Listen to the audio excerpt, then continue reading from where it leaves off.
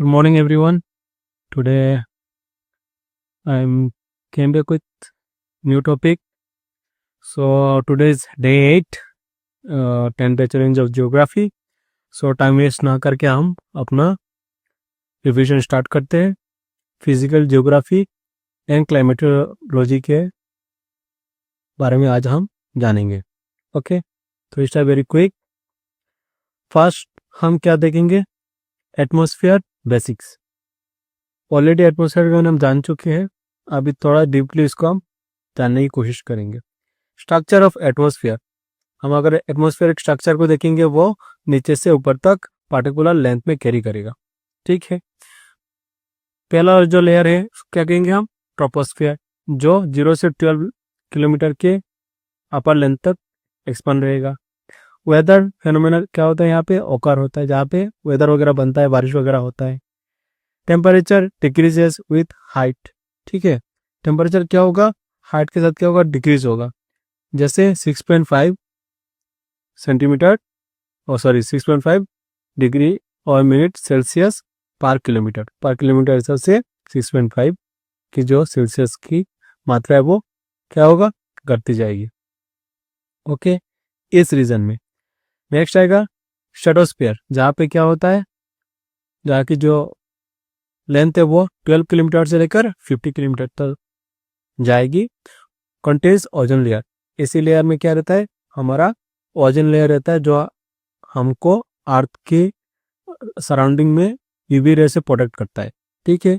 जिसकी लगभग लेंथ होगी 20 किलोमीटर से लेकर 30 किलोमीटर की लेंथ तक. Temperature increases with height. जहाँ पे जितना ऊपर जाओगे टेम्परेचर क्या होगा? इंक्रीज होगा. ठीक है. नेक्स्ट मेसोस्फीयर, जहाँ पे टेम्परेचर क्या होता है? डिक्रीज होता है विथ हाइट. और जहाँ पे materials bound in this layer, जहाँ पे क्या होगा? मटेरियल्स वगैरह क्या होगा? बाउंड हो जाएंगे इस लेयर के अंदर कॉन्टेक्ट होती है, जिसका एवरेज लेंथ होगा 50 किलोमीटर से लेकर 85 किलोमीटर तक. ओके, ऑलरेडी ये सब डिस्कस कर चुके हैं पहले 1-2 वीडियो में. आज हम डीप स्टडी कर रहे हैं थोड़ा सा. नेक्स्ट थर्मोस्फीयर आएगा, जिसको हम आयनोस्फीयर भी कहते हैं, जहाँ पे आयंस क्रिएट होते हैं, जिसका लेंथ होता है 85 से लेकर 690 किलोमीटर तक. जहाँ पे टेम्परेचर क्या होगा? इंक्रीज होगा विथ हाइट. टेम्परेचर बढ़ता रहेगा. इसको अरोरा ओकर्स, यहाँ पे क्या होता है? अरोरा ओकर्स होता है, जहाँ पे जो शाइनी कलर्स दिखाई देता है, इनविजिबल लगता है कुछ है, लेकिन वहाँ पे कुछ होता नहीं. This are called auroras. ठीक है.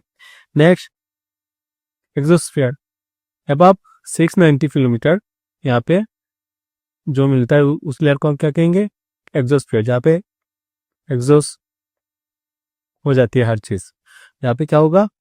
Very thin air merges with outer space. वहाँ पे 3 ईयर रहता है, जहाँ पे कोई भी चीज या फिर इंसान अगर विदाउट प्रोटेक्शन जाएगा तो वो क्या होगा? ब्लास्ट हो जाएगा, एग्जॉस्ट हो जाएगा. इसलिए इसका नाम है exosphere. Now coming to the second point, composition of the atmosphere. Atmosphere के कंपोजिशन को अगर हम देखें तो क्या है? 78% क्या है? नाइट्रोजन है. 78% क्या है? नाइट्रोजन है. और ऑक्सीजन कितना परसेंट है? 20% के अराउंड. 20% के अराउंड क्या है? ऑक्सीजन है. 20.95%. ये जो पॉइंट का जो प्रॉब्लम है, इसको थोड़ा देख लेना. एग्जाम में पॉइंट का इधर उधर हो सकता है, ऑप्शन में इधर उधर हो सकता है. तो मेनली ऑक्सीजन क्या होगा? 20.95% होगा, और नाइट्रोजन 78.08% इन द एटमोस्फेयर. बाकी जितने भी चीजें हैं, बाकी सब कितने में आएंगे? जो अराउंड है, जैसे आर्गोन है 0.93%, कार्बन डाइऑक्साइड है 0.04%. तो एटमोस्फेयर कार्बन डाइऑक्साइड क्या है? बहुत कम मात्रा में है कंपेयर टू अदर गैसेस. ठीक है. अब अदर गैस क्या है?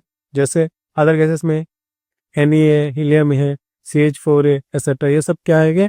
नेग्लिजिबल परसेंटेज में आता है, 0.01%. ओके. सो इन सब गैसेस को अगर पूछा जाए कि सबसे कम परसेंटेज में जो एटमॉस्फेयर में है वो कौन सा है, अगर इनमें से कोई ऑप्शन रहता है तो हमें ये चूज करना पड़ेगा. और अगर बोला जाता है कि with the comparison of the nitrogen, oxygen, argon और carbon dioxide which is least percentage carry, तो क्या होगा? वो कार्बन डाइऑक्साइड आएगा. Next variable gases. Variable gases क्या है? जैसे water vapour 4%, carbon dioxide, oxygen, dust particle etcetera amount varies with this time and place. ठीक है, ये अमाउंट क्या होता है, वेरी होता है टाइम एंड प्लेस के ऊपर। नेक्स्ट इंपॉर्टेंट पॉइंट क्या है, nitrogen is essential for life protein synthesis. ठीक है, नाइट्रोजन प्रोटीन सिंथेसिस के लिए क्या हुआ, इंपॉर्टेंट है, जो लाइफ फॉर्म होता है, जैसे प्लांट के लिए भी बहुत इंपॉर्टेंट है। Oxygen is essential for respiration and combustion. ठीक है, रेस्पिरेशन और कंबशन के लिए ऑक्सीजन बहुत इंपॉर्टेंट है। Carbon dioxide is a vital role for photosynthesis and control temperature. Carbon dioxide photosynthesis के लिए बहुत इंपॉर्टेंट है और टेम्परेचर को कंट्रोल करने के लिए बहुत इंपॉर्टेंट रोल अपना निभाता है। Water vapour is a key to weather and climate. Water vapour का रोल क्या है, वो क्लाइमेट के ऊपर बेस करके डिपेंड होता है। ठीक है, नेक्स्ट थर्ड पॉइंट क्या देखेंगे हम, इंसुलेशन। ठीक है, इंसुलेशन में क्या आएगा, insolation is the incoming solar radiation received at the top of the atmosphere. Factors affecting insolation, क्या होगा, इंसुलेशन क्या चीज है, जो प्रोटेक्ट करता है। ठीक है, अब पहले क्या रहा है, एटीट्यूड लेवल में होगा। Next angle of incidence, light कहाँ पे आकर गिर रहा है, कौन से एंगल में गिर रहा है, इसके ऊपर होगा। Length of a day and night, day and night का लेंथ कितना है। नेक्स्ट क्लाउडेड एरिया, जो क्लाउड है आसमान में जो वह भी है उसके ऊपर भी डिपेंड होगा। Next dust, water vapour and other particles and altitude. तो हमने ये देखा कि लैटिट्यूड, एल्टीट्यूड, ये सारे चीजें जो क्या करेगा, फैक्टर्स अफेक्टिंग इंसुलेशन, इंसुलेशन के ऊपर इफेक्ट करता है। जैसे किस चीज से, सोलर रेडिएशन से, यूवी रे से। Okay, now coming to the fourth point, heat budget of the earth. Heat budget क्या चीज है, heat budget refers to the balance between incoming solar radiation and outgoing terrestrial radiation. ठीक है, incoming solar radiation क्या है, short wave जो होती है, जैसे solar radiation 100% reaches the top of the atmosphere, और आउटगोइंग क्या होता है, earth emits long waves radiation back to the space. ठीक है, जो रिफ्लेक्ट बैक होके जाता है और इनसाइड से भी जो भी रेडिएशन हो रहा है outside the space. Clear, now 51% above bye the earth surface. 51% क्या होता है, अर्थ सरफेस के अबव में क्या होता है, सोलर रेडिएशन टेप हो जाता है। और 51% क्या होता है, और बाकी जो 20% है वो reflected back to the cloud. वो क्लाउड से, वो क्लाउड में क्या होता है, रिफ्लेक्ट बैक होता है। 20% जो होता है क्लाउड से ही घूम जाता है। और नेक्स्ट 20% क्या होता है, रिफ्लेक्टेड बाय द एटमॉस्फेयर, जो भी एटमॉस्फेयर हमारे सराउंडिंग है, ओजोन लेयर वगैरह, इसके कारण क्या होता है, 20% क्या होता है, रिफ्लेक्ट बैक हो जाता है। Next 6% reflected by air molecules, air में कुछ जो मोलिकुल्स होता है उससे क्या होता है, रिफ्लेक्ट बैक होता है। और नेक्स्ट 30% क्या होता है, reflected back by earth surface. अब सब मिला के क्या होता है, सिर्फ 51% क्या होता है, absorb by the earth surface. तो 51% का जो सन का जो 51% रेडिएशन है जो आ रहा है, वो 51% ही अर्थ क्या करता है, एब्जॉर्ब करता है, लेता है। बाकी जितने भी 49% जो है वो क्या होता है, रिफ्लेक्ट बैक करके स्पेस में भेज देता है। आउटगोइंग कंपोनेंट्स में क्या होता है, 6% by atmosphere, 38% by clouds, 26% by earth surface, total 70%। Clear, अब earth remain warm because of natural green house effect.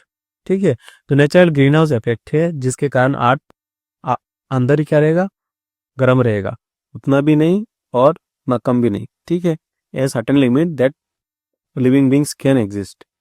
Next point 5, latitude and temperature. Latitude और टेम्परेचर कैसे अफेक्ट होगा, temperature decreases from equator towards pole. ठीक है, temperature जो है equator से पोल की तरफ जाएंगे तो क्या होगा, टेम्परेचर डिक्रीज होगा, बिकॉज पोल के ऊपर ही सनलाइट ज्यादा गिरेगा। ठीक है, आई मीन सॉरी, इक्वेटर के ऊपर क्या होगा, सनलाइट ज्यादा गिरेगा, पोल के साइड क्या होगा, सनलाइट कम गिरेगा, क्योंकि टिल्ट होके रहता है तो सनलाइट यहाँ पे कम ही गिरता है। तो यहाँ पे ज्यादातर डे और नाइट लंबा होता है और ये एरिया कूल रहता है। उसी तरह नॉर्थ साइड और साउथ साइड का जो एंड है, पोल एरिया है, ये सब क्या रहता है, कूल रहता है। Okay, angle of incident and sunrise and length of the day. ठीक है, ये वेरी होगा। Next distribution of the heat zone. Heat zone में क्या होगा, जैसे टॉररेट जोन किसको कहेंगे, 23.5 डिग्री नॉर्थ से लेकर 23 डिग्री साउथ का जो होगा उसको कहेंगे लो एल्टीट्यूड्स, जिसको हम टोरिड जोन भी कहते हैं, जहाँ पे क्या होता है high temperature through the year, जहाँ पे हाई टेम्परेचर रहता है because of it is near to the equator, it is near to the equator.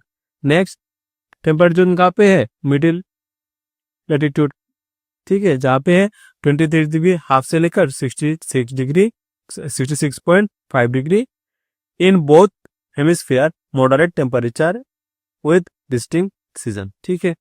अब यहाँ पे क्या होना चाहिए था, देखो यहाँ पे कुछ रॉन्ग दिया हुआ है, यहाँ पे क्या होना चाहिए था, हाँ क्योंकि ये टेम्परेचर जोन है तो ये क्या होगा 23 से लेकर 66 तक यहाँ पे क्या रहेगा, मॉडरेट रहेगा, बिकॉज ऑफ क्या, क्योंकि इक्वेटर से क्या हो रहा है, जो गर्मी है डायरेक्टली गिर रहा है कहाँ पे, इक्वेटर में गिर रहा है, और यहाँ का साइड कौन सा है 23.5 डिग्री नॉर्थ वाला जो साइड है या फिर नीचे वाला भी सेम है, तो यहाँ पे थोड़ा गर्मी फील होगा। अब यहाँ से यहाँ के अंदर की तरफ जाओगे क्या होगा, मॉडरेट टेम्परेचर रहेगा। सेम वे क्या होगा फ्रिजिड जोन, फ्रिजिड जोन कहाँ पे है, अब इस एरिया से अर्थ का जो ये एरिया है, अर्थ का जो ये एरिया है यहाँ से यहाँ तक जाएंगे पोल की तरफ, तो क्या होगा टेम्परेचर लो रहेगा, जिसको हम फ्रिजिड जोन के हिसाब से काउंट करेंगे। हाई लैटिट्यूड, यहाँ पे लैटिट्यूड क्या रहेगा, हाई रहेगा, ठीक है। बोथ हेमिस्फीयर मतलब नॉर्थर्न एंड साउथर्न हेमिस्फीयर के रेंज में लो टेम्परेचर रहेगा तो ऑट द ईयर। अब मेन एनुअल टेम्परेचर क्या होगा, मेन एनुअल टेम्परेचर, इसका अगर मेन निकालने का तो क्या होगा, इक्वेटर में साल भर में कितना रहेगा टेम्परेचर 27 डिग्री, मतलब ये मेन वैल्यू है 27 डिग्री सेल्सियस रहेगा। टॉपिक में क्या रहेगा, टॉपिक कहाँ पे है, ये वाला टॉपिक है, ये टॉपिक ऑफ कैंसर और ये टॉपिक ऑफ कैप्रिकन, ठीक है। तो टॉपिक में क्या रहेगा 25 डिग्री सेल्सियस। टेम्परेट जोन में क्या रहेगा 10 डिग्री, टेम्परेट जोन यहाँ से शुरू होता है, यहाँ से यहाँ तक का होता है टेम्परेट जोन। और पोलर में क्या रहेगा -10 डिग्री और लेस, उससे भी कम रहेगा, फ्रिजिड जोन है ये सब। सो नेक्स्ट हम थोड़ी 0.5 तक हमने डिस्कस कर लिया, अब हम थोड़ी टिप्स वगैरह हम देखेंगे। Did you know the solar constant amount of the solar energy received outside the atmosphere perpendicular to the sun's ray, ठीक है, perpendicular to the sun's ray, sun's ray से अर्थ पे गिर रहा है और यहाँ से परपेंडिकुलर रेडिएट बैक होके सन की तरफ लौट रहा है, about 1361 and per meter square, ठीक है। Next 99% of atmosphere lies between, कहाँ पे है 30 किलोमीटर के अंदर होगा, जो पहला लेयर होगा। Next ozone layer is in stratosphere, एक क्वेश्चन आ चुका है।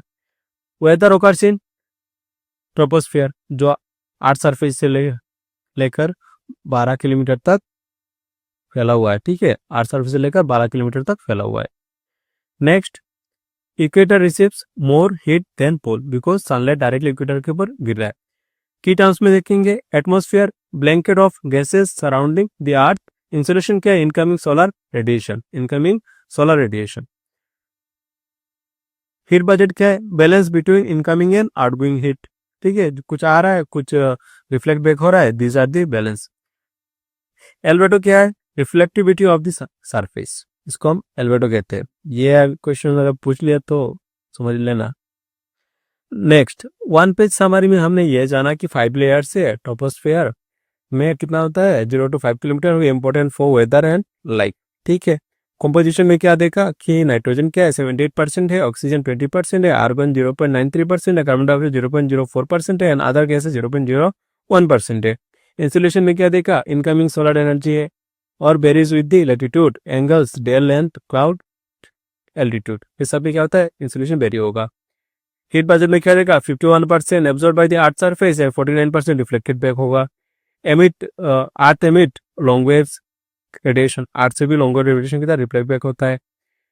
लैटिट्यूड एंड टेम्परेचर क्या होगा, लैटिट्यूड और टेम्परेचर का रिलेशन हमने देखा कि temperature decreases from equator to pole, और heat zone torrid, temperate, frigid, ठीक है।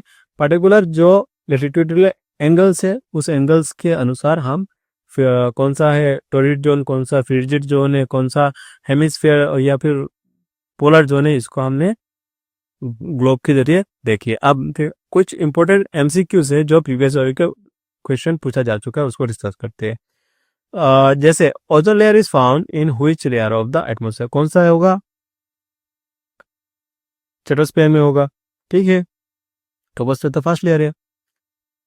Next, the decreasing order of temperature with altitude is found in which layer?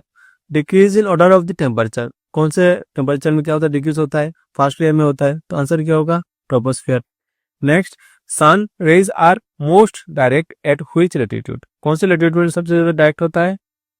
Option C, क्योंकि इक्वेटर में सबसे ज्यादा सन रे गिरता है, तो क्या होगा?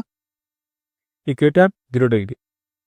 ठीक है, तो ये आज का पहला शीट है, इसको हम कंटिन्यू करेंगे। और coming up to next point, pressure and winds. हम प्रेशर और विंड्स को अभी डिस्कस करेंगे। फर्स्ट पॉइंट है एटमॉस्फेरिक प्रेशर। एटमॉस्फेरिक प्रेशर क्या होता है? Pressure is the force exerted by the overlying column of air per unit area. ठीक है, एटमॉस्फेयर जो है, जो प्रेशर है वो क्या होगा? ओवरलाइंग कॉलम जो है ऑफ द एयर, उसके ऊपर डिपेंड होगा। ओवरलाइंग मतलब ऊपर के तरफ का जो हिस्सा रहेगा उसमें क्या होगा? एटमॉस्फेरिक प्रेशर लागू होगा। डिक्रीजेस विथ इंक्रीजिंग एटीट्यूड, जितना एटीट्यूड इंक्रीज होगा उसका प्रेशर क्या होगा? कम होगा। स्टैंडर्ड एटमॉस्फेरिक प्रेशर क्या होगा? एट मीन सी लेवल। ठीक है, कितना होता है? 1013.25 मिलीबार, मेजर्ड बाय बैरोमीटर। तो एटमॉस्फेरिक प्रेशर को हम किससे मेजर करते हैं? बैरोमीटर से। ऐसा भी क्वेश्चन पूछा जाता है, एटमॉस्फेरिक प्रेशर का यूनिट किससे मेजर करते हैं? बैरोमीटर से। Now decrease of pressure with latitude, कैसे? अगर हम नीचे से देखेंगे, प्रेशर क्या हो रहा है? नीचे से ऊपर तक बढ़ रहा है। अब इधर क्या होगा? एल्टीट्यूड क्या हो रहा? 0 में कितना प्रेशर है? 1013। 2 में कितना है? 800। 4 में कितना है? 600। 6 में कितना है? 400। नेक्स्ट, जितना हम लैटिट्यूड ऊपर जा रहे हैं क्या हो रहा है? प्रेशर घट रहा है। प्रेशर क्या हो रहा है? घट रहा है। Okay, next, pressure belt eight global level. Global level में प्रेशर बेल्ट कैसे काम करता है? जैसे एज को हमने क्या मार्क किया है? Polar level. ठीक है, पोलर हाई और सब पोलर हाई। सब पोलर हाई में क्या होगा? ज्यादा होगा। नेक्स्ट, एल सब पोलर लो, यहाँ पे क्या होगा? लो होगा। सब ट्रॉपिकल में क्या होगा? जिसको हम हॉट लैटिट्यूड कहते हैं। सब ट्रॉपिकल एरिया कौन सा है? ये 30 से 60 डिग्री के जो एंगल में है लैटिट्यूड का, उसको हम कहेंगे सब ट्रॉपिकल हाई, जिसको हम हॉट लैटिट्यूड कहते हैं। नेक्स्ट, इक्वेटर 0 डिग्री में क्या होगा? इक्वेटोरियल लो, जिसको हम डोलड्रम के नाम से जानते हैं। ITCZ को हम शॉर्ट फॉर्म में कहते हैं। तो यहाँ पे क्या होगा? Equatorial low. ठीक है, इक्वेटोरियल लो प्रेशर क्यों होगा? बिकॉज यहाँ पे क्या होगा? हीट बहुत ज्यादा होगा, उसके कारण क्या होगा? लो प्रेशर होगा। प्रेशर कहाँ पे ज्यादा होता है? जहाँ पे हीट कम गिरेगा या फिर कम होगा। फिर से क्या होगा? सब ट्रॉपिकल हाई होगा, हॉट लैटिट्यूड। अपर साइड में जो है, नीचे का साइड में भी वही होगा। ठीक है, अब इसको थोड़ा, HP का मतलब क्या है? High pressure. LP का मतलब क्या है? Low pressure. Pressure belt shift seasonally with the apparent movement of the sun. Sun के मोमेंटम के ऊपर क्या होगा? प्रेशर बेल्ट क्या होता है? मूव होता है। नेक्स्ट, 3 प्लेनेटरी विंड्स क्या होता है? Permanent winds. परमानेंट विंड्स जिसमें क्या होता है? पोलर विंड्स में क्या देखेंगे? ये ईस्टालिस होती है। कहाँ पे होते हैं? ईस्टालिस मतलब ईस्ट की तरफ मूव करेंगे ये। ठीक है, और 60 डिग्री नॉर्थ में क्या जो रहेगा, जिसको हम क्या कहते हैं? सब ट्रॉपिकल वाला, ये क्या रहेगा? वेस्टर्लाइज में जाएगा, मतलब इस तरफ जाएगा। और अभी आएगा north east straight. North east straight का मतलब क्या है? नॉर्थ ईस्ट, ये इस तरफ से मूव हो रहा है। ठीक है, नॉर्थ ईस्ट, सो ये इस तरफ से मूव हो रहा है। ठीक है, और यहाँ पे आएगा साउथ ईस्ट। यहाँ पे क्या आएगा? साउथ ईस्ट, ये इस तरफ से मूव हो रहा है। ठीक है, ये इस तरफ से मूव हो रहा है, ये एंगल जो दिखाया गया इस तरफ एक्चुअली इस तरफ से मूव हो रहा है, ठीक है, इस तरफ से मूव हो रहा है बिकॉज ऑफ हिट, वो घूम के इस तरफ आ रहा है, ठीक है। नेक्स्ट आएगा कौन सा, 30 से 60, सेम उसके जैसा ही होगा, क्या होगा, वेस्टर्लाइज इसको कहेंगे, ये उस तरफ से मूव हो रहा है। नेक्स्ट पोलर का क्या होगा, फिर से वेस्टर्लाइज होगा बिकॉज यहाँ पे प्रेशर बहुत ज्यादा है, जहाँ पे ठंडा ज्यादा होगा वह प्रेशर ज्यादा होगा। नेक्स्ट पोलर वेस्टर्लाइज में क्या होगा, थोड़ी डाटा को देख लेते हैं। 90 डिग्री से 60 डिग्री बहुत क्या होगा, ईस्ट वेस्ट होगा, ईस्ट से वेस्ट डायरेक्शन की तरफ जाएगा। 30 से 60 तक क्या होगा, वेस्ट से ईस्ट के डायरेक्शन में जाएगा। और 30 से 0 डिग्री का क्या होगा, नॉर्थ ईस्ट से साउथ वेस्ट नॉर्थ हेमिस्फीयर, और साउथ ईस्ट से नॉर्थ वेस्ट साउथ हेमिस्फीयर, ठीक है। तो ये है प्रेशर बेल्ट, ठीक है, प्रेशर बेल्ट का प्लेनेटरी विंड कैसे मूव होता है, जिसके कारण मौसम वगैरह बदलता है, टेम्परेचर डिसबैलेंस होता है वगैरह वगैरह। अब ये सब क्वेश्चंस आता है, जो जितना सिंपली मैंने इसको बताया, क्वेश्चन तो सिंपल ही आएगा अगर ये कुछ को याद रख ले तो, ठीक है। अगर फिर से रिवीजन करना है तो देखना, पोलर में क्या होगा, स्टाइलिश होगा, और 90 से 60 डिग्री के जो रीजन है, या फिर यहाँ का जो रीजन है साफ पोलर, उसमें क्या होगा, वेस्टर्लीज, नीचे भी होगा वेस्टर्लीज। बीच का जो इक्वेटोरियल साइड का होगा उसमें क्या होगा, ऊपर का होगा नॉर्थ ईस्ट ट्रेड विंड्स, नीचे का होगा south east trade winds. Clear, okay. अब आएंगे पॉइंट 4 के तरफ। लोकल विंड्स में क्या होगा, जैसे सेकेंडरी विंड्स को हम क्या कहेंगे, लोकल विंड्स। लोकल विंड्स में क्या होता है, लैंड एंड सी ब्रिजेस जो होता है, जैसे सी ब्रिजेस है, डे सी लैंड। डे से क्या होगा, डे के टाइम में क्या होगा, दिन में क्या होगा, सी से क्या होगा, मॉइस्चर आएगा लैंड के तरफ, बिकॉज डे क्या होगा, डे के टाइम लैंड क्या होगा, गर्म होगा, और सी का लेवल क्या होगा, ठंडा रहेगा। तो वो बैलेंस करने के लिए क्या होगा, विंड मूव होता है लैंड की तरफ। और लैंड ब्रिज क्या होगा, नाइट के तरफ क्या होगा, लैंड ठंडा होगा, और सी क्या होगा, गर्म होगा, तो जाएगा सी के तरफ। ये होता है local winds. Mountain and valley bridge क्या होती है, वैली ब्रिज डे के टाइम में क्या होगा, वैली से माउंटेन की तरफ जाएगा, और माउंटेन ब्रिज क्या होगा, नाइट के टाइम में माउंटेन से वैली की तरफ जाएगा। क्लियर, वैली क्या है, वैली जो कोई गांव है वगैरह है जो माउंटेन के आसपास है, वहां पे क्या होगा, डे के टाइम क्या होगा, वैली से माउंटेन की तरफ जाएगा, क्योंकि माउंटेन में कंपेरेटिवली ज़्यादा गर्म हो रहा है, तो उस हिसाब से। नाइट के टाइम क्या होगा, माउंटेन ठंडा होगा, तो माउंटेन से वैली की तरफ जाएगा। नेक्स्ट चिनुक क्या है, चिनुक का हम फोयन भी कहते हैं विंड। चिनुक या फोयन विंड जो है वो warm dry wind on levered side of mountain का होता है।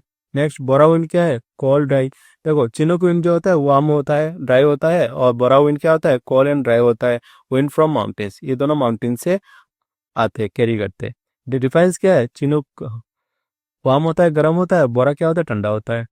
नेक्स्ट लू विंड क्या है, लू का मतलब क्या है, hot dry wind over northern India during summer. Summer के टाइम में नॉर्थर्न इंडिया में जो लू विंड्स होते हैं वो हॉट एंड ड्राई होता है, वो मूव होता है। मिस्ट्रियल विंड्स का मतलब क्या होता है, cold dry winds from Rhone valley to Mediterranean French में ये पाया जाता है।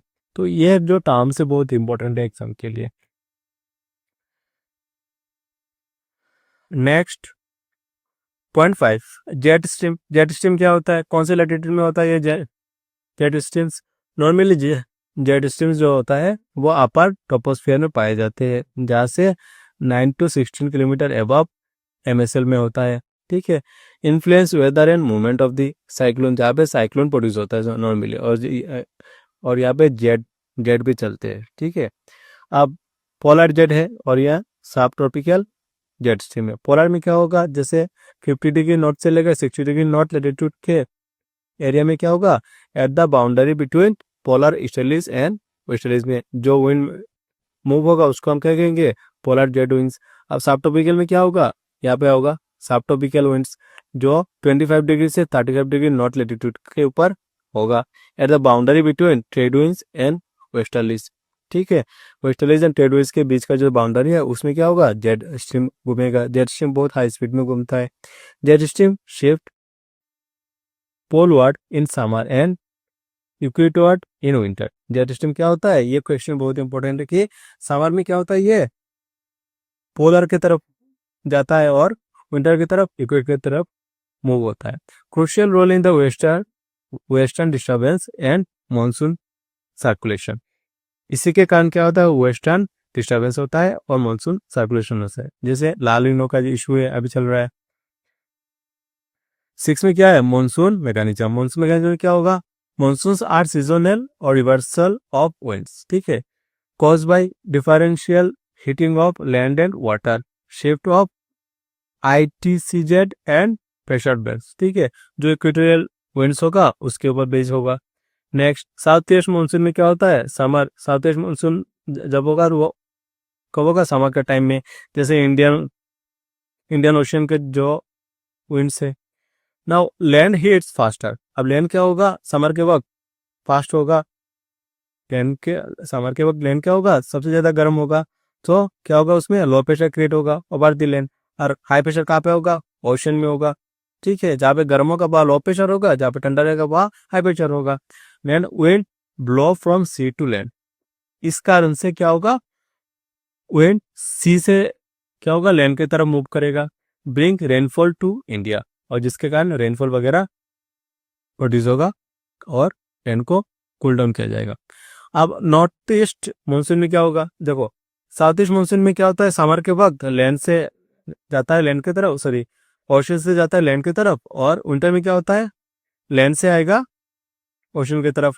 Land cools faster, high pressure over the land, ठीक है, क्योंकि विंटर का वक्त है, लैंड वैसे भी ठंडा है, और low pressure over the ocean. अब उस हिसाब से ओशन गर्म हो रहा है, तो ओशन की तरफ क्या हो रहा है, ठंडा विंड को आ रहा है, मूव हो रहा है।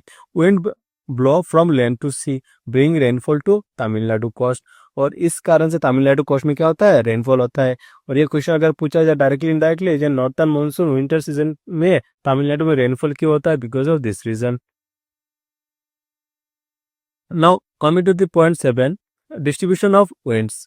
विंड्स को अगर डिस्ट्रीब्यूट किया जाए, हमने अभी भी पढ़ लिया है कि डिस्ट्रीब्यूशन कैसे होता है। यहाँ पे क्या होगा, पोलर होगा, पोलर ईस्टर्लिस कहाँ पे, यहाँ पे होगा, यहाँ पे होगा। वेस्टर्लिस कहाँ पे होगा, इस एरिया में वेस्टर्लिस होगा। ट्रेड विंड्स कहाँ पे होगा, यहाँ पे होगा, इक्वेटोरियल रीजन में। तो अपर में क्या होगा, सेम ही होगा, नीचे भी सेम होगा, ठीक है। और trade winds north east and south east के ऊपर जाएगा। ये जो इक्वेटोरियल रीजन है इसका थोड़ा सेम रहेगा, ठीक है। तो ये हमने डिस्कस कर चुके हैं ऊपर। ओके, नेक्स्ट इंपॉर्टेंट फैक्ट्स में क्या जानेंगे, pressure decreases with latitude, warm water rises, low pressure. जहाँ पे वार्म गर्म हवा बढ़ेगा वहाँ क्या होगा, लो प्रेशर होगा। जहाँ पे कूल होगा वहाँ हाई प्रेशर होगा।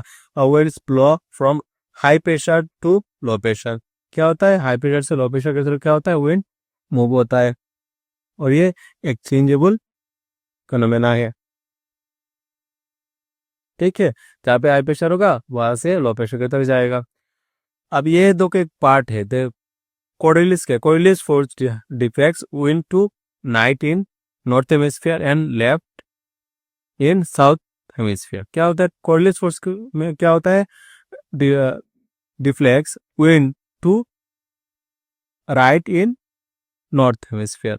क्या होता है, डिफ्लेक्ट होता है wind to right in north hemisphere and left in. अब कोरिलिस फोर्स कहाँ पे जाएगा, राइट साइड के तरफ जाएगा नॉर्थ हेमिस्फीयर में, और लेफ्ट साइड की तरफ जाएगा साउथ हेमिस्फीयर में।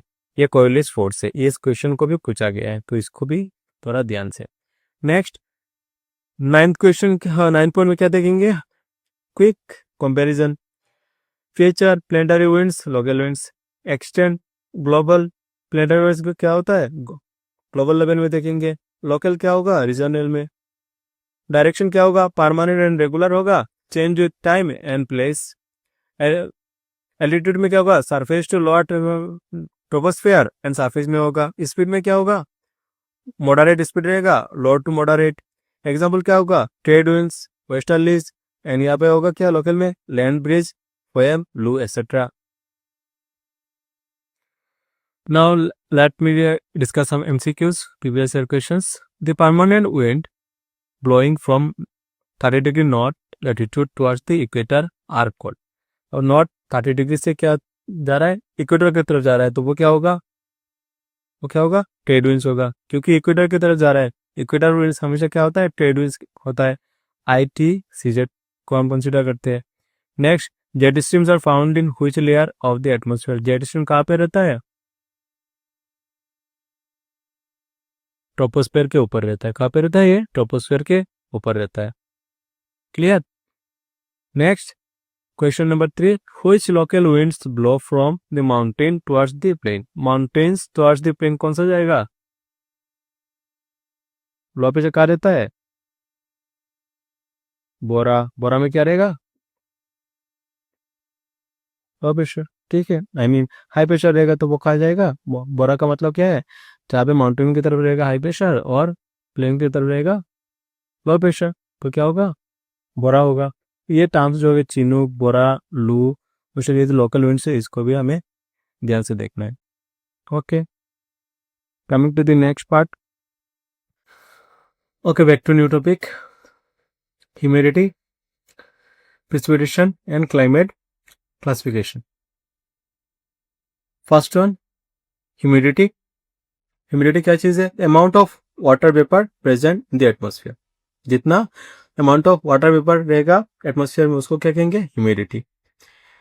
टाइप्स में क्या देखेंगे इसको, absolute humidity, actual amount of water vapour in a unit volume of air. ठीक है, जिसको हम रिलेटिव ह्यूमिडिटी के नाम से हम एक फॉर्मूला के जरिए हम इसको निकाल सकते हैं। ठीक है।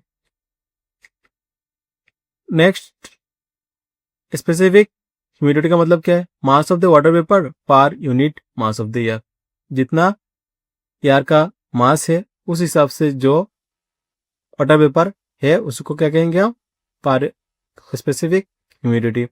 रिलेटिव ह्यूमिडिटी का मतलब क्या है, percentage of water vapour present in the air in comparison of the amount of required for the saturation at the same temperature. Same temperature के लिए जितनी ह्यूमिडिटी या फिर वाटर वेपर की जरूरत है उसको हम क्या कहेंगे, रिलेटिव ह्यूमिडिटी। जिसको फॉर्मूले में अगर डालेंगे तो क्या होगा, actual amount of water vapour in air जितना है और divided by saturated amount of water vapour at the same temperature, और जितना सैचुरेट हो गया है उस टेम्परेचर में इनटू 100, उससे हम परसेंटेज निकाल देंगे कि रिलेटिव ह्यूमिडिटी कितना है। ठीक है, रिलेटिव ह्यूमिडिटी 0% का मतलब क्या है, वेरी ड्राई एयर, या क्या है, बहुत ज्यादा ड्राई है, इसको हम क्या कहते हैं, ह्यूमिडिटी। और 0.30% का मतलब है ड्राई एयर है, मतलब वेरी ड्राई नहीं है, ड्राई एयर है। 30 से 60% कंफर्टेबल, रहने लायक है, सांस लेने लायक है। 60 से 100% ह्यूमिड है। ठीक है, 100% मतलब सेचुरेटेड एयर है यहाँ पे। ठीक है, this are the humidity calculation. Next, condensation and clouds. Condensation cloud में क्या होगा, कंडेंसेशन का मतलब क्या है, conversion of the water vapour into tiny droplets of water on cooling. ठीक है, वाटर वेपर को अगर कूल किया जाए तो उस टाइम में क्या होगा, कुछ ड्रॉपलेट्स प्रोड्यूस होंगे, इसको हम क्या कहते हैं, condensation. Condensation occurs when air cools to its dew point. ठीक है, एयर को एक लेवल ऑफ पॉइंट तक अगर हम कूल करें, ठंडा करें ये 60 डिग्री तक, तो वो क्या होता है, वो पानी में बदलना शुरू हो जाता है। Air rises and expands. Air क्या होगा, rises and expands. Water vapour comes in A contact with the cold surface. ठीक है, वाटर वेपर क्या होगा, कोल्ड सरफेस के कॉन्टेक्ट में आना शुरू हो जाएगा। Types of cloud by altitudes. जैसे हाई क्लाउड्स कहाँ पे होगा, अबव 6 किलोमीटर के ऊपर होगा, जिसको हम साइरस भी बोलते हैं, और सेरोटेरस जोन भी कहते हैं, या फिर सेरोकुलस भी कहते हैं हम उसको। मिड क्लाउड में क्या होगा, 2 to 6 किलोमीटर के एरिया में होगा, तो क्या होगा, एल्टोट्रेंस, और दूसरा एल्टोमोलस। तीसरा क्या होगा, लो क्लाउड में होगा, बिलो 2 किलोमीटर के अंदर होगा, तो क्या होगा, स्टेटस। दूसरा स्ट्रेटोमुलस, तीसरा ओमुलस, और चौथा क्या होगा, निम्बस, रेन क्लाउड। तो ये एग्जाम के लिए इतना इंपॉर्टेंट नहीं है, बस you need to revise it, may it come. Next, types of cloud क्या होता है बाय अपीयरेंस। पहला तो क्या होता है, साइरस होगा, विस्पी होगा, फिताडी होगा। दूसरा कुमुलस, जो पुफी एंड हिप लाइक होगा, ठीक है। नेक्स्ट, ये वाला जो होता है उसके कहेंगे स्टेटस लेयर्ड शीट लाइक, ठीक है, जिसमें लेयर रहेगा, जैसे कुछ बादल शीट में आ रहे, लेयर में आ रहे। नेक्स्ट, निम्बस थिक होगा और रेन बियरिंग होगी, जिसमें बादल रहेंगे और रेन भी गिरेगा, ठीक है। तो ये अलग अलग टाइप की क्या है, क्लाउड से। Next, types of rainfall. Rainfall किस तरह का होता है, आप देखो बहुत सारे क्वेश्चन होता है। कॉन्वेंशनल रेनफॉल क्या चीज है, caused by heating of the surface area. Surface area की हीटिंग के कारण जो रेन होता है उसको क्या कहेंगे, कॉन्वेंशनल रेनफॉल। हीटिंग ऊपर जा रही है, उसके कारण क्या होता है, रेनफॉल होना शुरू हो जाता है। कॉमन इन इक्वेटोरियल रीजन, जहाँ पे इक्वेटोरियल रीजन का एरिया है, जहाँ पे जो भी कंट्री मिलेगा, प्लेस मिलेगा, जो भी इक्वेटोरियल अंडर में आएगा, वो ड्यू टू हीट क्या होता है, रेनफॉल जनरेट होता है। और टाइम क्या रहता है, जैसे आफ्टरनून थंडरस्टॉर्म, ठीक है। 12 बजे बहुत ज्यादा धूप होती है, उस टाइम में जो क्लाउड फॉर्म होता है, रेन होता है, उसको हम क्या कहेंगे, आफ्टरनून थंडरस्टॉर्म। क्वेश्चन आ सकता है कि आफ्टरनून थंडरस्टॉर्म कौन से रेनफॉल के अंडर में गिरता है और due to what. So because of surface से क्या होगा, हीट जनरेट होगा, वो अपर की तरफ जाएगा और वहां से क्लाउड अपना रेन देना शुरू कर देगा। This are the mechanism. Next होगा ओरोग्राफिक रिलीफ रेनफॉल।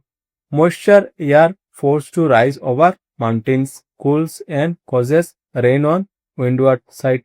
क्या होगा, मॉइस्चर मॉइस्चर जो होगा वो क्या होगा, फोर्स टू राइज। जो भी मॉइस्चर होगा, भीगा वाला जो मोलिकुलर एयर होगा, वो क्या होगा, वो राइज होना शुरू होगा, फोर्स टू राइज माउंटेन्स, ठीक है, माउंटेन्स के ऊपर। Cools and causes rain on windward side. Example क्या होगा, काशी हिल। एग्जाम्पल क्या है, काशी हिल्स में क्या होगा, देख सकते हैं, जो मॉइस्चर एयर है वो ऊपर जाएगा, वो क्लाउड फॉर्म करेगा और due to this rainfall start होगी।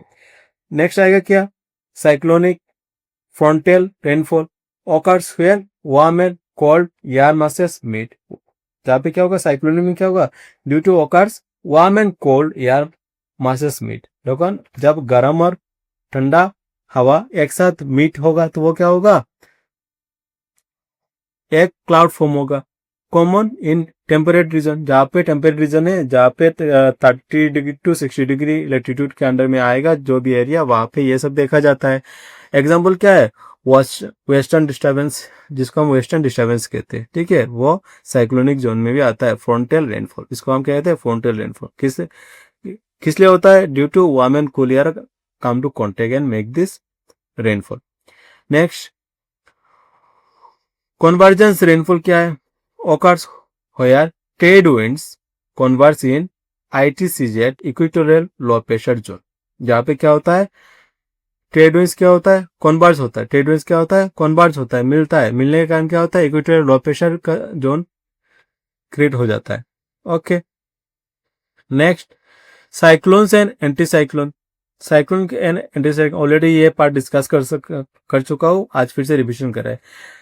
साइक्लोन कब बनता है, जब लो प्रेशर ज्यादा होगा। जब क्या होगा, लो प्रेशर ज्यादा होगा, और ये घूमता कैसे, इस तरह, ठीक है।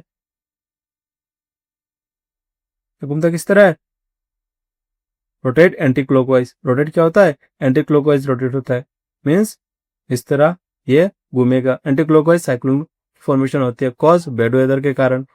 और क्या, rising air causes cold and rain, ठीक है।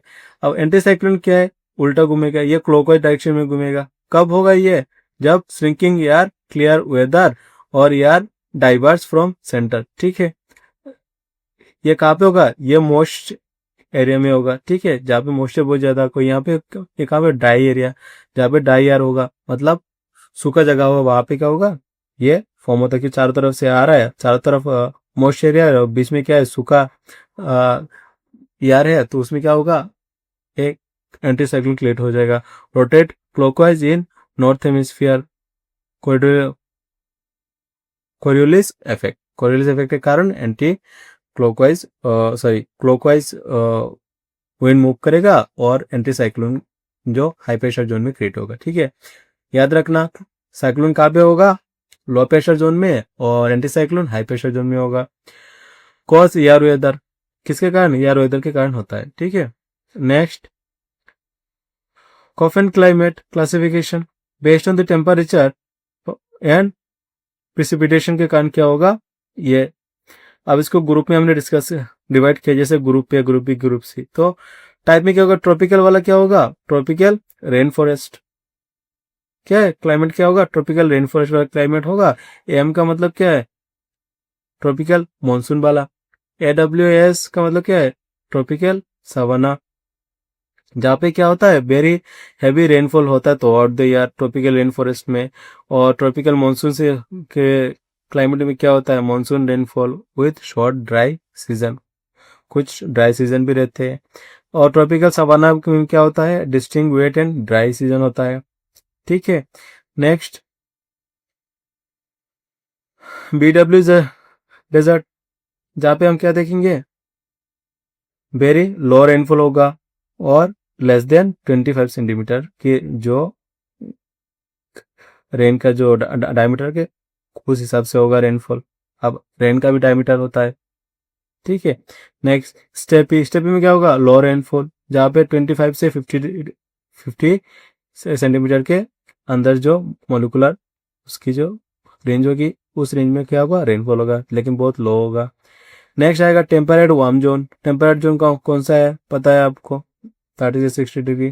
ठीक है, या फिर पोलर से इक्वेटर के तरफ से अगर हम ट्रॉपिक की तरफ जाएंगे तब उस जोन को क्या कहेंगे, टेम्परेट जोन कहेंगे, जिसमें मरीन वेस्ट कोस्ट है, no dry season, warm summer रहता है वहां पे। नेक्स्ट ह्यूमिड सब ट्रॉपिकल क्या होता है, हॉट समर रहता है, रेनी इन समर रहता है। मेडिटेरियन में क्या रहता है, ड्राई समर रहता है, रेनी विंटर रहता है। ठीक है, नेक्स्ट आएगा कॉन्टिनेंटल वाला, क्या होगा, कॉन्टिनेंटल क्या होगा, कोल्ड वाला रहेगा। उसमें क्या होगा, ह्यूमिड कॉन्टिनेंटल रहता है, कोल्ड विंटर रहता है, वार्म समर रहता है, सब आर्टिक रहता है। उसमें क्या होगा, very cold winter, short summer रहेगा। और पोलर में क्या रहेगा, Tundra ice cap, Tundra very cold रहेगा और परपेचुअल आइस रहता है। ठीक है, नेक्स्ट क्या रहेगा, ए में ट्रॉपिकल में क्या रहेगा, अमेजन बेसिन। ट्रॉपिकल में कौन सा रहता है ये भी देख लो, अमेजन बेसिन रहेगा, इंडियन या फिर इंडिया रहेगा, और साउथ ईस्ट एशिया रहेगा, अफ्रीका एंड ब्राजील गिरेगा ट्रॉपिकल में। ठीक है, और dry arid and semi arid में कौन सा गिरता है, savanna, Arabia, Central Asia. Temperate zone में कौन सा गिरेगा, यूरोप, USA, चाइना, ये सब कहाँ पे गिरेगा, टेम्परेट जोन में गिरेगा, और Mediterranean region. Next continental region जो कोल्ड एरिया रहेगा वह कनाडा, रशिया, ये सब में रहेगा, और सिबेरिया। क्लियर। अब पोलर में क्या रहेगा, आर्टिक रीजन, ग्रीनलैंड, एंटार्क्टिका, ये सब आएगा पोलर रीजन में। ठीक है, तो हमने बाकी सब कुछ डिस्कस कर लिया है। अभी थोड़ा no climate classification is perfect, Koppen system is based on the vegetation as well as climate. Okay, now next जो है इंपॉर्टेंट टर्म्स, इसको हम देखेंगे। जैसे ड्यू पॉइंट क्या चीज है, ड्यू पॉइंट का मतलब है temperature at which air becomes saturated. Due point कौन सा है, जब टेम्परेचर क्या होगा, सैचुरेटेड हो जाता है, मतलब बैलेंस हो जाता है टेम्परेचर। ह्यूमिडिटी क्या है, बैलेंस है, this are for the saturated temperature. Next saturation क्या है, condition when air can not hold more water vapour. ठीक है, सैचुरेशन का मतलब होता है वो एनफ हो गया है। अब उस टाइम क्या होता है कि यार क्या होता है, आप वाटर वेपर को क्या यार can not hold more water vapour, more water vapour नहीं होल्ड कर सकते, मतलब वो जो वेपर है वो वाटर को कैरी नहीं कर सकता, धीरे धीरे वो क्या होगा, वाटर ड्रॉप्स में बदल जाएगा। ठीक है, इसको कहते हैं सैचुरेशन लेवल क्रॉस करना। Next adiabatic lapse rate, adiabatic lapse क्या है, rate at which temperature decreases with altitude. Temperature decreases with क्या होता है, एल्टीट्यूड। ये भी क्वेश्चन पूछा जाता है, देख लेना। एडियाबेटिक लैप्स रेट मतलब rate at which temperature decreases with altitude, temperature decrease होगा एल्टीट्यूड के इंक्रीज के कारण। रेन शेडो क्या है? Dry area on the levered side of mountain, ठीक है, माउंटेन की लीवर्ड साइड में जो ड्राई एरिया रहेगा उस पे ऊपर जो रेन्स जो रहते हैं उसको क्या कहते हैं? रेन शेडो कहते हैं। ITCZ को हम क्या कहते हैं ये हम पढ़ लेते हैं, चलो। इंटर ट्रॉपिकल कन्वर्जेंस जो, इंटर ट्रॉपिकल कन्वर्जेंस जो कहाँ पे होता है? इक्वेटर रीजन में होता है। कहाँ पे होता है? इक्वेटर रीजन पे होता है। Low pressure belt near equator, equator region में जो होगा उसको हम क्या कहेंगे? Inter tropical convergence zone, inter tropical convergence zone, ठीक है। Now coming to the 7th point, water cycle, hydrological cycle. Water cycle का आप समझते, ठीक है, जो अभी ध्यान से पढ़ाई कर रहे हैं, पेशेंस, कंसिस्टेंसी, फोकस स्ट्रॉन्ग होना चाहिए आपका। वाटर साइकिल को देखते, देखो सन है इधर और यहां से क्या हो रहा है? एवापोरेशन हो रहा है ड्यू टू सनलाइट। क्या हो रहा है? एवापोरेशन हो रहा है। बन रहा है क्या? क्लाउड, क्लाउड बन रहा है। अब क्यों बन रहा है? क्योंकि यहां से सनलाइट की वजह से एवापोरेशन हो रहा है, हीट अप हो रहा है, और वो कहाँ जा रहा है?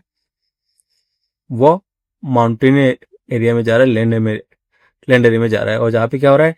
प्रिसिपिटेशन हो रहा है। जहाँ पे क्या हो रहा है? प्रिसिपिटेशन हो रहा है यानी रेनफॉल हो रहा है, ठीक है। अब रेनफॉल के कारण क्या होगा? पानी क्या होगा?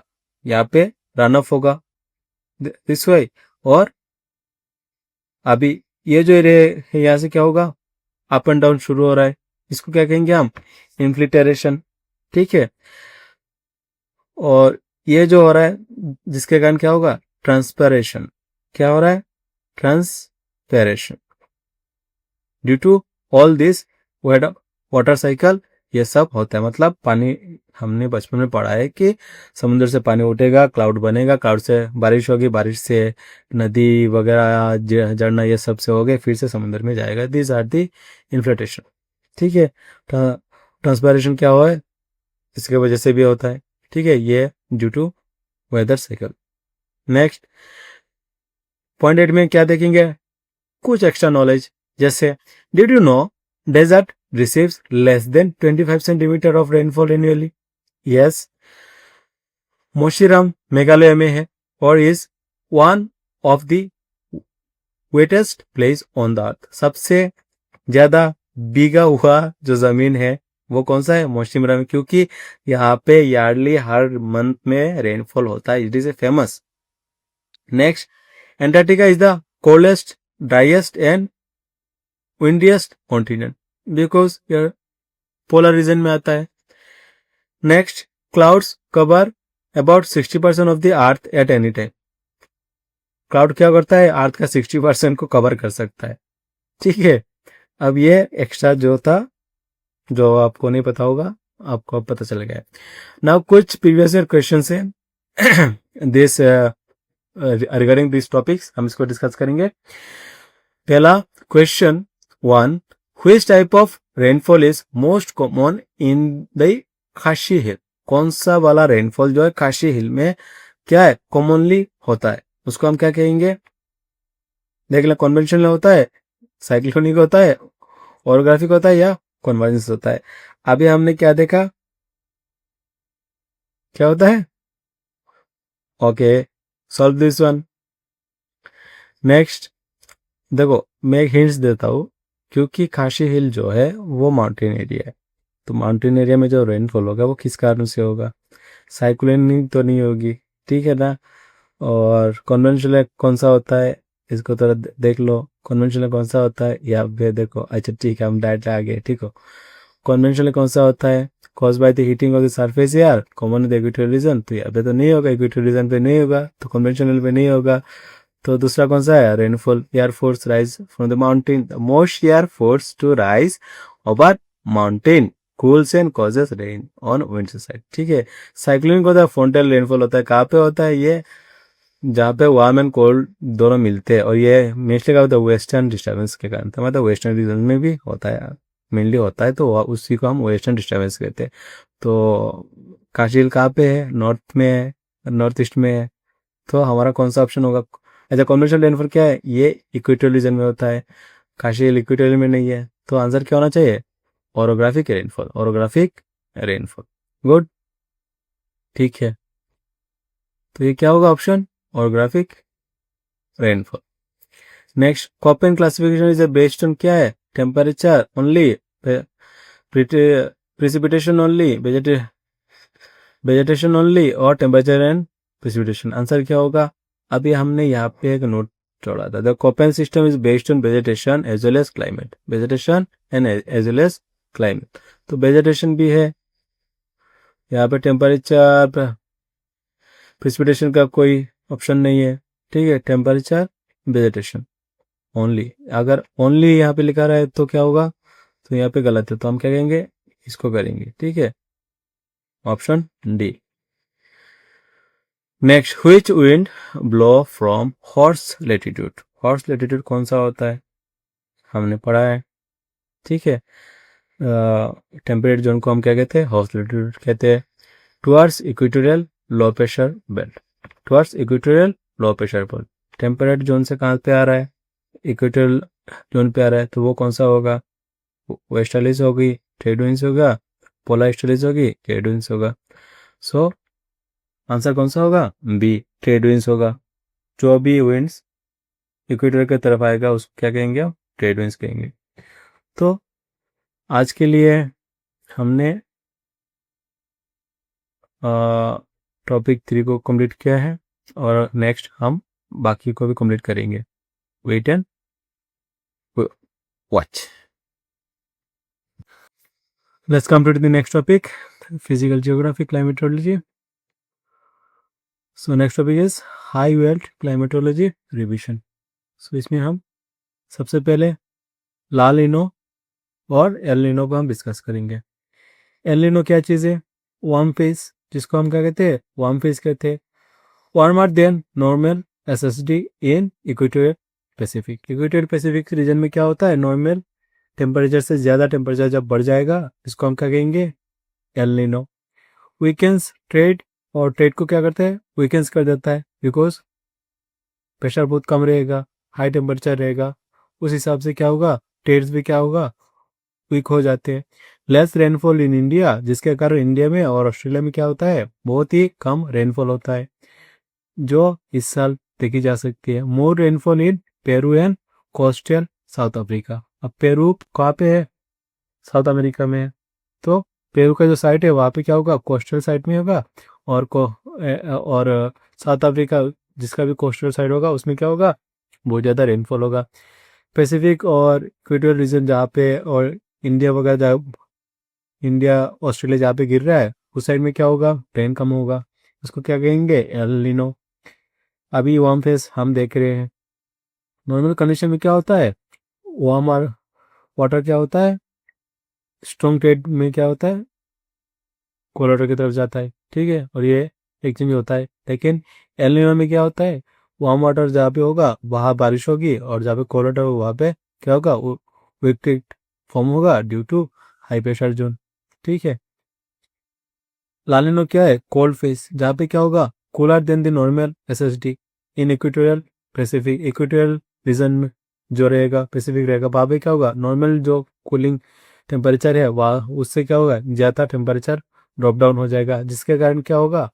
More rainfall in India and Australia, less rainfall in Peru and coastal S Africa. ठीक है, तो साउथ अफ्रीका में क्या होगा? देखो, लाल नीनो की वजह से क्या होता है? मोर रेनफॉल होता है इंडिया में और ऑस्ट्रेलिया में। ये साइड में क्या होगा? लाल नीनो की वजह से ज़्यादा होगा। एल नीनो की वजह से क्या होगा? लाल नीनो, और एल नीनो में कम होगा, यहाँ पे क्या होगा? ज़्यादा होगा। और लेस कहाँ पे होगा? पेरू और Peru and coastal South Africa. ठीक है, पेरू भी कोस्टल एरिया में आता है। ठीक है, साउथ अमेरिका के कोस्टल साइड में क्या आता है? पेरू आता है। तो और साउथ अमेरिका का भी वही हाल है। ठीक है। नेक्स्ट, नॉर्मल कंडीशन में क्या होता है? नॉर्मल कंडीशन में वार्म वाटर रहता है, इसमें बारिश होगी और स्ट्रॉन्ग ट्रेड जनरेट होगा, और जिसकी वजह से क्या होगा, कोल्ड एरिया क्या होगा, और भी कोल्ड हो जाएगा। ठीक है, सॉरी, कोल्ड एरिया क्या होता है, नॉर्मल रहता है, यहाँ से क्या होगा, ट्रेड एक्सचेंज होगा। नेक्स्ट लालिनो की कंडीशन में क्या होता है, यहाँ पे क्या रहेगा, सी लेवल में वाटर क्या रहेगा, वार्म रहेगा, बारिश होगी, स्ट्रोंगर ट्रेड जनरेट होगा, जिसके कारण यहाँ पे क्या होगा, यहाँ पे भी बारिश होगी।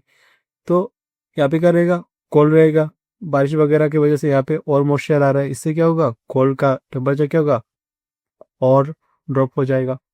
ठीक है, तो यही डिफरेंस है। एल नीनो का मतलब है, एल नैनो मतलब गर्मी, और ला का मतलब है ठंडा। ठीक है, गर्मी में क्या होगा, इंडिया में या ऑस्ट्रेलिया में बारिश कम होगी, और ठंडे में ला में क्या होगा, ज़्यादा बारिश होगी। ठीक है, ये इजी पॉइंट से इनको याद रखना, इतना कॉम्पैक्ट डिज़ाइन करके नोट्स कोई नहीं बना रहा है। ठीक है, सबको अपना कोर्स बेचना है, मुझे पढ़ाना है एग्जाम के लिए। पॉइंट 2 में देखेंगे western disturbance extra tropical cyclone से। वेस्टर्न डिस्टर्बेंस किसको कहते हैं, जहाँ पे क्या होता है, एक्स्ट्रा ट्रॉपिकल साइक्लोन जनरेट होता है, और उसके बाद क्या होता है, मेडिटेरियन रीजन। कहाँ पे होगा, ये मेडिटेरियन रीजन पे होगा, एक्स्ट्रा ट्रॉपिकल साइक्लोन क्रिएट होता है। और क्या कहते हैं, move eastwards with westerlies and cause winter rainfall, और जिसके कारण क्या होता है, विंटर रेनफॉल होता है। इसको हम क्या कहेंगे, वेस्टर्न डिस्टर्बेंस कहते हैं।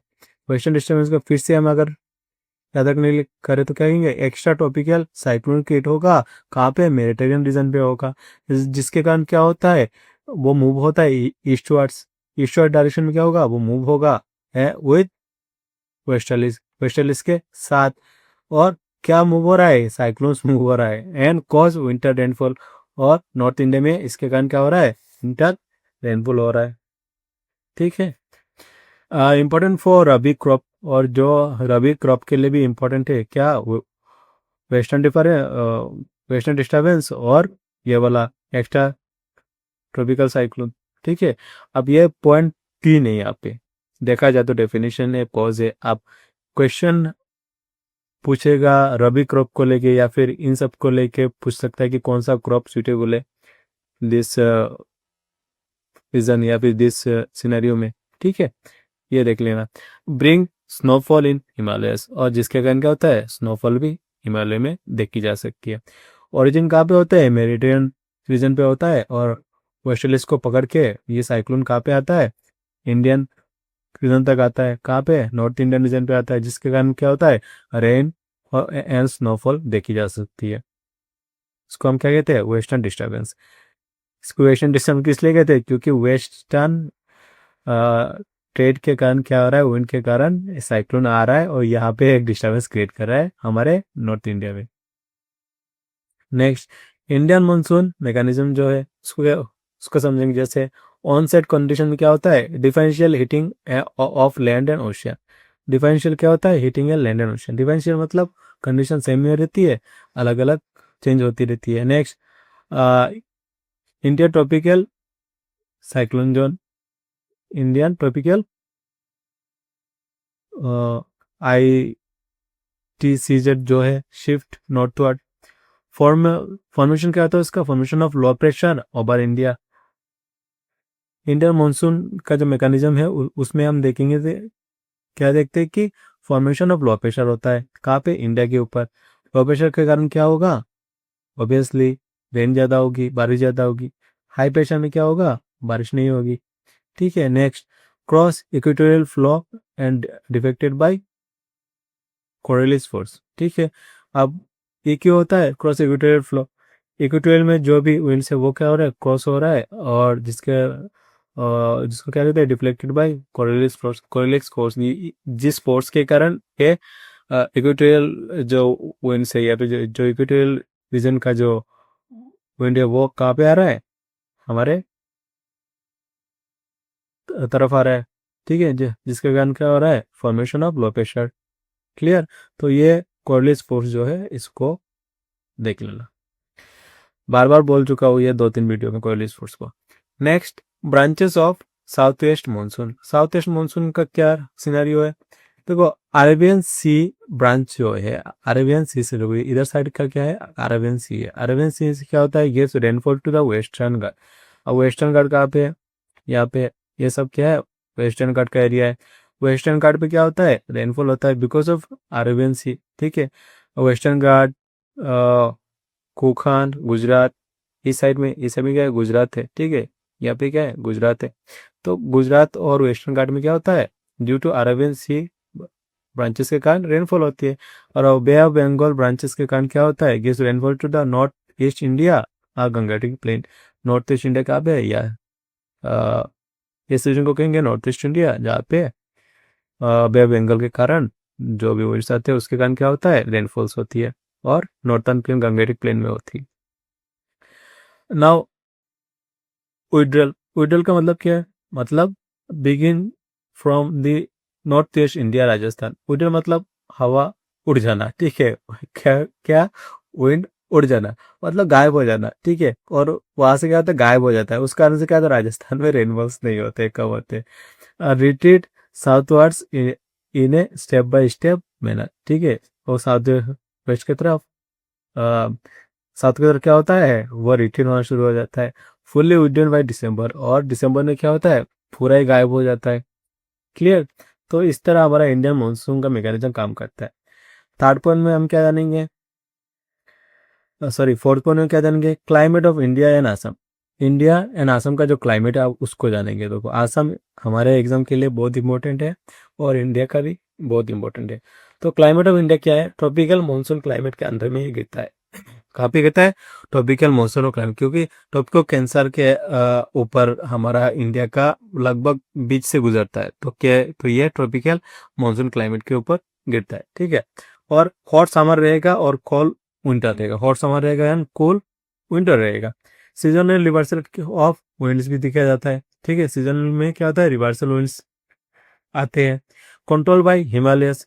अब ये सब कंट्रोल कैसे होता है, हिमालयन का, क्योंकि हिमालयन की चोटी बहुत ऊंची है, और वहां से क्या होता है, ट्रेड धक्का काके इधर होके हमारी तरफ रिवर्स करके घूमता रहता है। ठीक है, और ये जो इक्वेटर रीजन का वो है, तो जोन जो है, तो ITCZ जिसको कहते हैं हम उसको, ये and Arabian Sea and Bay of Bengal, इन सब के कारण क्या होता है, हमारे यहाँ पे मानसून क्लाइमेट मेंटेन रहता है। और जिसको बेसिकली हिमालयन क्या कहते हैं, हिमालयन रीजन है, वही कंट्रोल करता है, रिवर्स बैक करता है और उसको घुमाता रहता है, जिसके कारण अलग अलग जगह में, कुछ जगह में बारिश नहीं होती जैसे राजस्थान, बाकी सब में इक्वली डिस्ट्रीब्यूट होता रहता है। Next, climate of Assam. अब असम का क्लाइमेट क्या है, जैसे ह्यूमिड सब ट्रॉपिकल है, जिसको कोपेन कोआ भी कहते हैं हम उसको। असम का जो ह्यूमिड सब ट्रॉपिकल है, ह्यूमिड का मतलब भीगा भीगा है। ठीक है, वो उसको हम क्या कहते हैं, कोपेन कोआ भी कहते हैं। नेक्स्ट, वेरी हैवी रेनफॉल होता है यहाँ पे, जहाँ पे मैक्सिमम 200 सेंटीमीटर की डायमीटर वाला रेनफॉल भी यहाँ पे देखी जाती है। और क्या होता है, हॉट ह्यूमिड समर होता है, और समर में क्या होता है, हॉट भी रहता है और ह्यूमिड भी रहता है। ह्यूमिड का मतलब तो समझ में आ गया होगा। नेक्स्ट, मिल्ड विंटर में क्या होता है, अब मिल्ड विंटर रहता है। मिल्ड विंटर का मतलब क्या है, विंटर में भी थोड़ा थोड़ा मिक्सअप रहता है। Next, influence by the bay of Bengal branch of monsoon. और ये जो यहाँ पे जो वेदर है, मानसून है, जो भी है क्लाइमेट है असम का, वो कहाँ से इफेक्ट करता है, mainly mainly bay of Bengal की विंड से हमें इफेक्ट करता है। यहाँ से ही सब कुछ आता है हमारी तरफ। ठीक है, नॉर्थ ईस्ट की तरफ, क्योंकि असम नॉर्थ ईस्ट में है, इसलिए नॉर्थ ईस्ट की तरफ यहाँ से ही सब कुछ आता है। Next, fifth, green house effect कैसे इफेक्ट करता है। Green house effect, green house gases allows incoming short wave solar radiation to pass but absorb outgoing long wave terrestrial radiation. Green house कहाँ पे आता है, देखो ग्रीन हाउस का मतलब क्या है, इनकमिंग जो शॉर्ट वेव से solar radiation to pass but absorb outgoing long wave, और क्या करता है, वो पास करता है और एब्जॉर्ब क्या करता है, आउटगोइंग लॉन्गिट्यूड को क्या करता है, एब्जॉर्ब करता है टेरेस्ट्रियल रेडिएशन के लिए। ठीक है, मतलब कुछ क्या करता है, एब्जॉर्ब करता है, कुछ रिफ्लेक्ट बैक करता है, इसको हम ग्रीन हाउस इफेक्ट कहते हैं। ठीक है, natural house, sorry natural green house effect keeps earth warm and habitat. Natural मतलब अर्थ के अंदर का जो ग्रीन हाउस इफेक्ट है, उससे क्या होता है, अर्थ को गर्म एंड हैबिटेबल बनाता है, मतलब रहने लायक बनाता है। मेजर गैसेस कैसे है, जैसे CO2 है, CH3 है, Na2 है, और वाटर वेपर जो है O3 CFC3 है। ठीक है।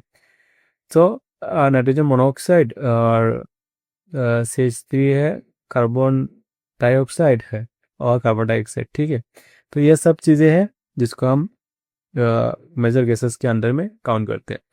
अब इसको तो ग्राफिकली अगर समझे तो incoming rays of solar radiation reflect back होता है, कहाँ पे होता है, reflected by the earth. Earth अब जो रिफ्लेक्ट हो रहा है वो कहाँ पे हो रहा है, अब कभी कभी ये डायरेक्टली सनलाइट को 90 डिग्री लेवल में या फिर डायरेक्टली परपेंडिकुलर मतलब ऑपोजिट डायरेक्शन में भी उसको रेडिएट करता है, और पर्टिकुलर और भी एंगल में इसको रेडिएट करता है, बिकॉज ये रिफ्लेक्ट बैक हो रहा है। और कुछ 51% क्या होता है, एब्जॉर्ब करता है, 49% रिफ्लेक्ट बैक हो जाता है। नेक्स्ट आउट गोइंग वेवफॉर्म, अब अर्थ के अंदर से भी कुछ रेडिएशन आ रहे हैं, ठीक है, जैसे रेडिएशन कैप बाहर निकल रहे हैं, इसको क्या कहेंगे, terrestrial radiation. Green house gases जैसे CO2, CH3, H2O एसेट्रा, ठीक है, ये सब। नेक्स्ट ग्लोबल वार्मिंग में क्या होता है, long term rise in the average temperature. Global warming का मतलब क्या है, long term rise in average temperature. हम ग्लोबल वार्मिंग चिल्लाते रहते हैं, ग्लोबल वार्मिंग क्या चीज़ है, जब टेम्परेचर लॉन्ग टर्म के लिए राइज हो रहा है, मतलब काफ़ी नॉर्मल सीजनल एरिया जो पीरियड है उससे ज़्यादा क्या होगा, गर्मी का जो लेंथ है वो बढ़ रहा है, मतलब गर्मी रहेगा 2-3 महीना, अब वो बढ़ के हो गया 4 महीना, ठीक है। तो इसी तरह क्या होगा, are due to the enhance green house effect, ठीक है। अब एनहांस ग्रीन हाउस इफेक्ट मतलब ग्रीन हाउस का इफेक्ट क्या हुआ है, बहुत ज़्यादा बढ़ गया है इंटरनल साइड का। बर्निंग ऑफ फॉसिल फ्यूल, क्यों, किस लिए बर्निंग ऑफ फॉसिल फ्यूल। अब इंटरनल जो ग्रीन हाउस का जो इफेक्ट्स है हम आग को गर्म रखने के लिए, वो तो नेचुरल है, अब उसमें हम क्या कर डाल रहे हैं, आग डाल रहे हैं। For example burning fossil fuel, fossil fuels को जला रहे हैं और डिफॉरेस्टेशन कर रहे हैं, जो टेम्परेचर को मेंटेन रखने में हेल्प करता है, कार्बन डाइऑक्साइड एमिट करता है, ठीक है।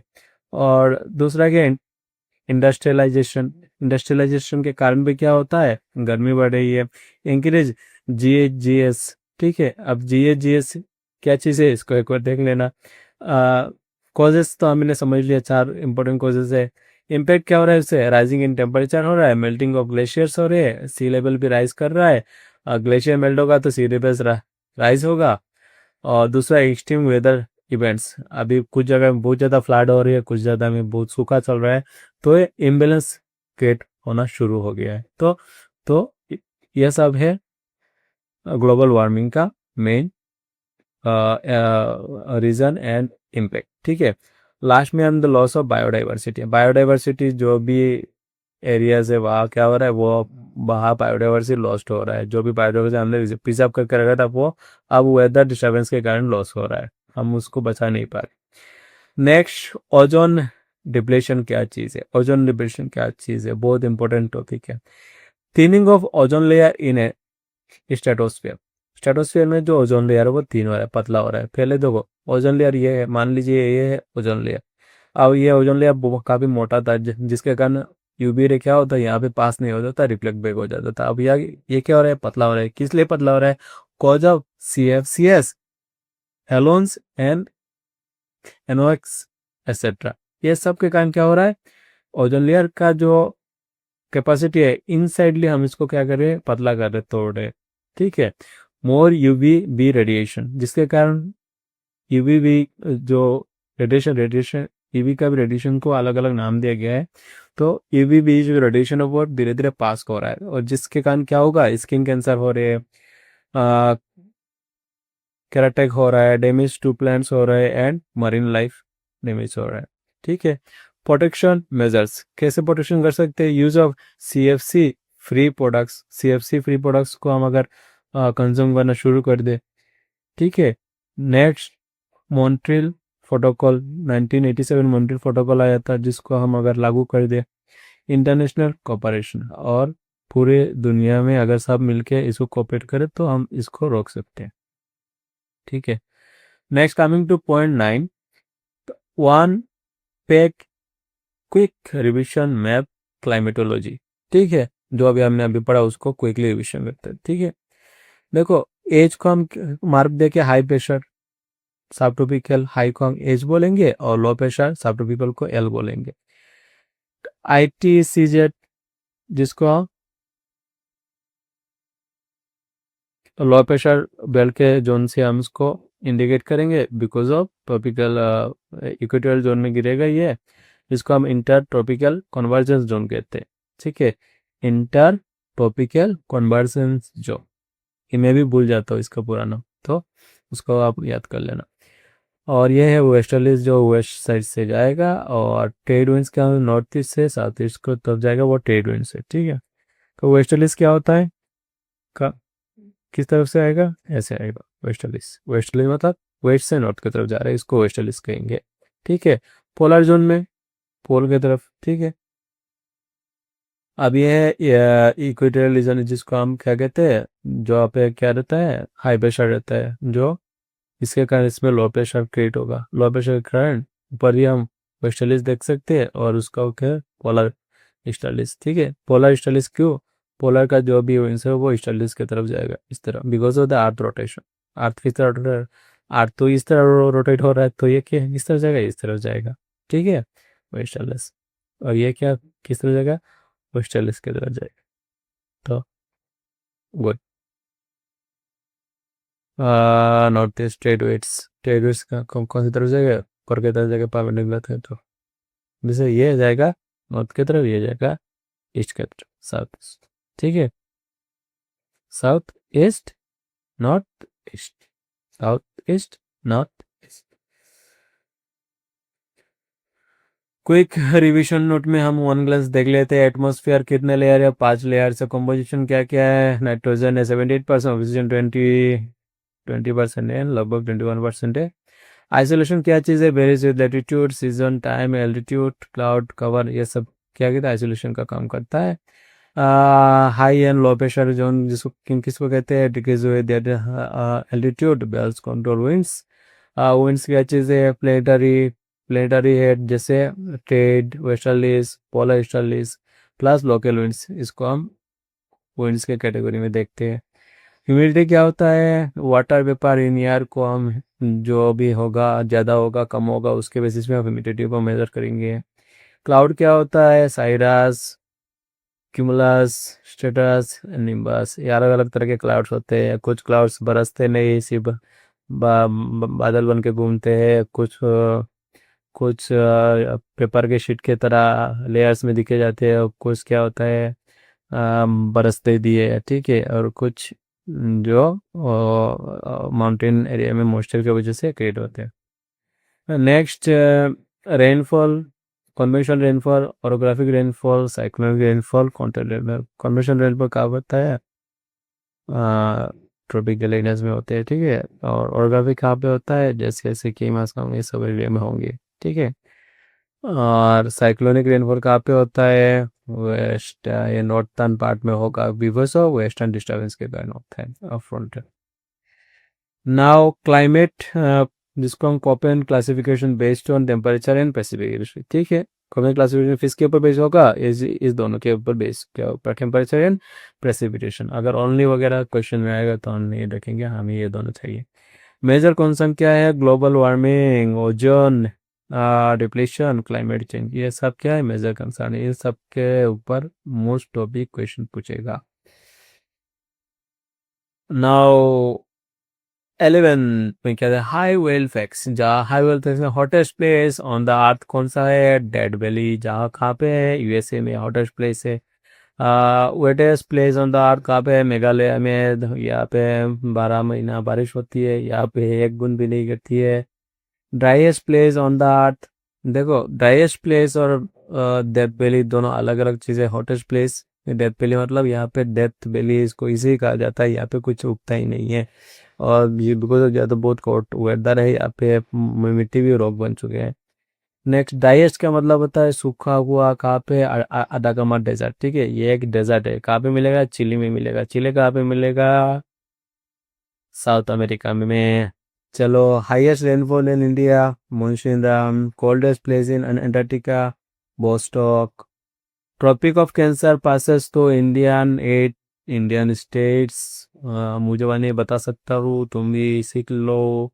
Assam receives rainfall from both BB and AS branches. BB का मतलब बे ऑफ बंगाल और अरेबियन सी। ठीक है,